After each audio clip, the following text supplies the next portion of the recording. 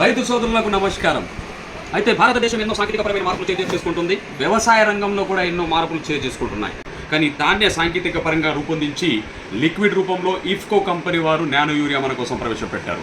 ఈ nano urea వేయడం వల్ల డైరెక్ట్గా మొక్కకు ఆకుతో మనకు నైట్రోజన్ అందించి గ్రీనిష్ తర్వాత గ్రోత్ని కూడా అందిస్తుంది. అదేవిధంగా ఒకవేళ 50 కిలోల బస్తాను మనం చూసుకుంటే దానికి అయ్యే ఖర్చు దీనికి అయ్యే ఖర్చులో భూమికి ఆకాశానికి ఉన్న వ్యత్యాసం అంతగా ఉంది. ఎందుకంటే ఇది డైరెక్ట్గా మనం మందులలో కలిపి వేసుకోవచ్చు, లేకపోతే సింగిల్గా మనం వాడుకోవచ్చు నానో యూరియాని.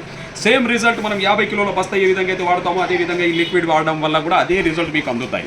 ఇంకా ఈ ట్రాన్స్పోర్టేషన్ ఖర్చు అవసరము, వేయడానికి కూలీలు అవసరం. కానీ అలాంటివేవి లేకుండా రైతులకు చాలా లాభదాయకంగా ఈ నానో యూరియా ఒకవేళ లిక్విడ్ని ఉపయోగించుకుంటే సేమ్ రిజల్ట్ని పొందొచ్చు. మార్పు అనేది సహజమే. అనుసారంగా సందర్భానికి అనుసారంగా మార్పు రైతులలో కూడా రావాలి. ఇలాంటి టెక్నాలజీని వాడి ఖర్చు తగ్గించి లాభాలను అధికంగా పొందండి.